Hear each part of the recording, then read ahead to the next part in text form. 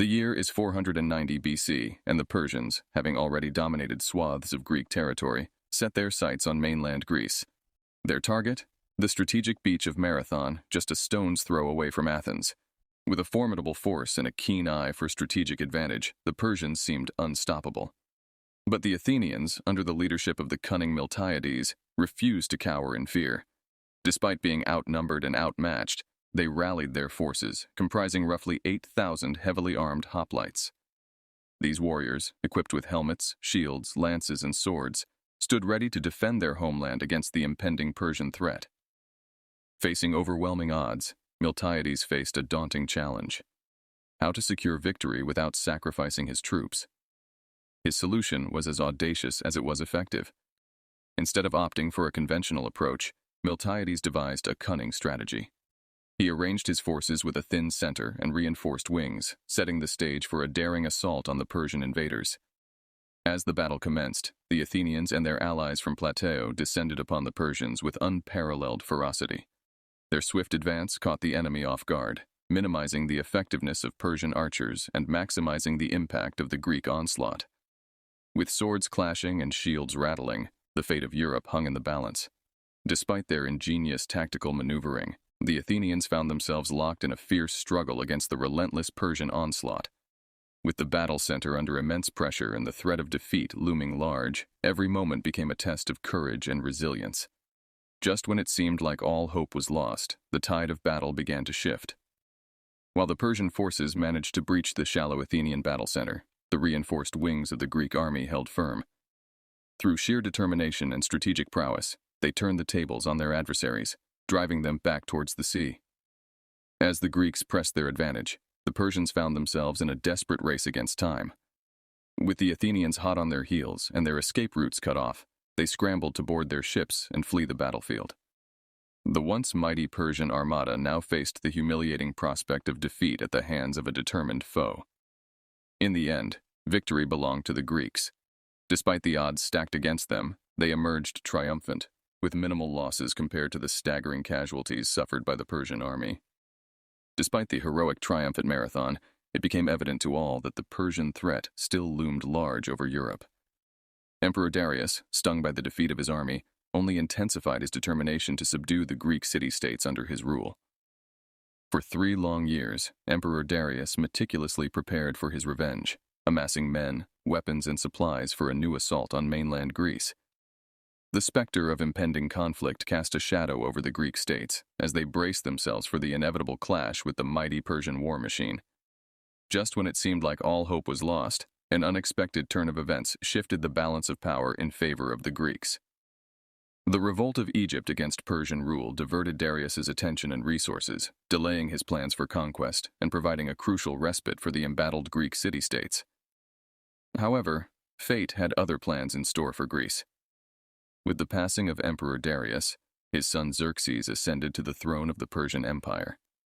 Fueled by ambition and the counsel of his advisors, Xerxes resolved to finish what his father had started, setting his sights on the conquest of Greece.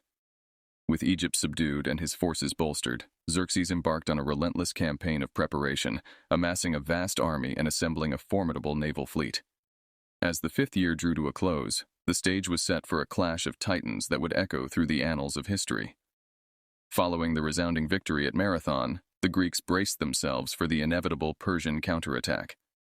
But as the Persian threat loomed larger than ever, the Greeks faced a daunting challenge: how to thwart the invasion of a massive Persian army, fueled by relentless ambition and boundless resources.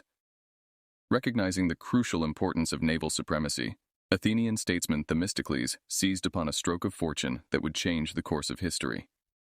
With the discovery of a vast silver deposit at Laurion, Athens found itself blessed with newfound wealth. But instead of squandering it on trivial pursuits, Themistocles urged his fellow citizens to invest in the construction of a formidable war fleet. Armed with 200 sleek triremes, Athens set out to challenge the dominance of the Persian navy. These agile vessels, equipped with rows of oars and manned by skilled crews, became the vanguard of Greek resistance against the Persian juggernaut. But victory would not come easily, as the fate of Europe hung in the balance. According to the accounts of Herodotus, Emperor Xerxes led an immense army into Europe, numbering in the hundreds of thousands. Though the figures may be exaggerated, the sheer scale of the Persian force dwarfed anything the Greeks had ever faced. With cavalry units, chariots, and warships numbering in the tens of thousands, Xerxes' invasion force was a force to be reckoned with. At the heart of the Persian army lay the legendary Immortals, an elite unit of 10,000 soldiers renowned for their skill, discipline, and opulent lifestyle. These fierce warriors struck fear into the hearts of their enemies, their ranks swathed in dazzling luxury as they marched into battle. With an astonishing 80,000 cavalrymen at their disposal, the Persians boasted a formidable equestrian force unmatched by any in the ancient world.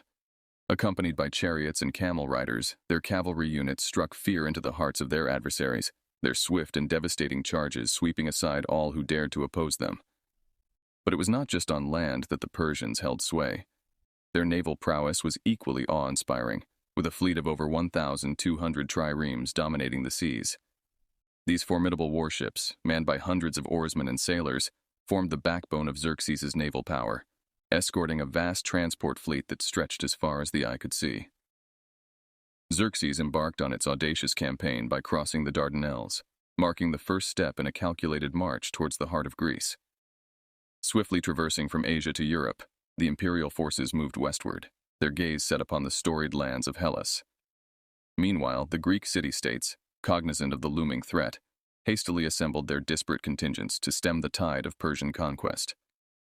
Initially, the Greek army, comprising soldiers from various city-states, endeavored to halt the Persian advance in Thessaly, heeding the warning of the Macedonian king regarding the formidable size of the Persian host. Yet, faced with the overwhelming might of the Persian army, the Greeks were compelled to retreat southward, their resolve unbroken as they sought to make their stand at the narrow pass of Thermopylae. It was here, amidst the rugged terrain and looming cliffs, that the Spartan king Leonidas, leading a band of 300 elite hoplites alongside 700 Thespian soldiers, confronted the Persian horde in a valiant display of defiance.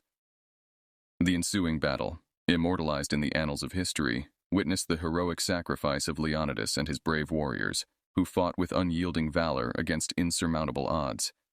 Their stand at Thermopylae, though ultimately unsuccessful, served as a beacon of courage and unity for all of Greece. As the land forces clashed at Thermopylae, fate intervened in the form of a tempestuous storm that assailed the Persian fleet as it sailed southward in tandem with Xerxes' army. The ferocity of nature wreaked havoc upon the Persian navy, decimating hundreds of ships and casting doubt upon the success of their grand enterprise. Despite the devastating losses inflicted by the storm, the Persian fleet remained a formidable force, its numbers still dwarfing the combined naval strength of the Greek city-states. With over 800 triremes at their disposal, the Persians maintained a commanding advantage over their Greek adversaries, setting the stage for a pivotal naval engagement that would determine the fate of Greece. The Battle of Artemisium stands as a testament to the intricacies of strategy, diplomacy, and the indomitable human spirit. As recounted by the ancient historian Herodotus, the clash between the Greek and Persian fleets off the coast of Cape Artemisium in the north of Euboea was characterized by a series of dramatic twists and turns that would ultimately shape the course of history. The stage was set as the formidable fleets of Greece and Persia converged near Cape Artemisium, with the Persians boasting overwhelming numerical superiority. Faced with the daunting prospect of confronting such a formidable adversary, many Greek fleet commanders contemplated a strategic retreat southward, a decision that would have far-reaching consequences for the fate of Greece. The political leaders of Euboea, keenly aware of the stakes at hand, implored Eurybiades, the Spartan commander entrusted with the overall leadership of the Greek naval forces, to hold his ground until they could ensure the safety of their families and loved ones. Despite the mounting pressure to withdraw, Eurybiades remained resolute, refusing to yield to the specter of defeat. Themistocles, the mastermind behind some of Greece's most audacious military endeavors.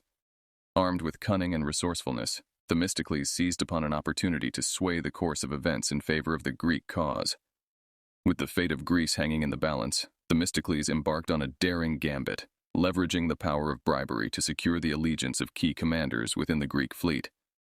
Themistocles, who had previously orchestrated the use of silver mine profits to bolster Athens' naval prowess, now wielded his influence to extraordinary effect. Commanding a formidable squadron of 127 triremes, Themistocles recognized the pivotal role that bribery could play in tipping the scales of victory in Greece's favor. In a stroke of ingenuity, Themistocles employed a two-pronged approach to sway the allegiance of Eurybiades and Adimantos, the Corinthian fleet commander. By offering generous bribes amounting to 5 talents to Eurybiades and 3 talents to Adimantos, Themistocles deftly manipulated the loyalties of these key figures, effectively securing their commitment to the Greek cause. But Themistocles is not content with mere allies. He sets his sights higher.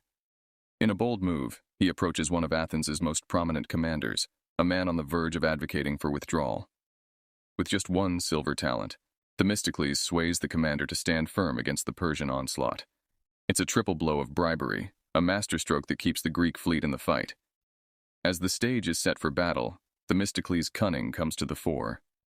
At Artemisium, while Thermopylae resounds with the clash of swords, the Greek fleet engages the enemy with skill and determination.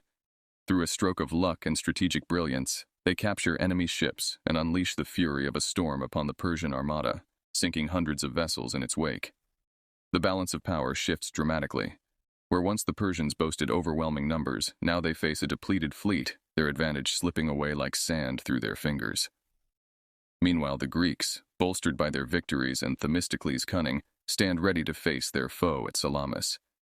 The Battle of Salamis becomes the stuff of legend, a testament to Greek valor and Themistocles' strategic genius. Against all odds, the Greeks emerge triumphant, dealing a decisive blow to the Persian invaders.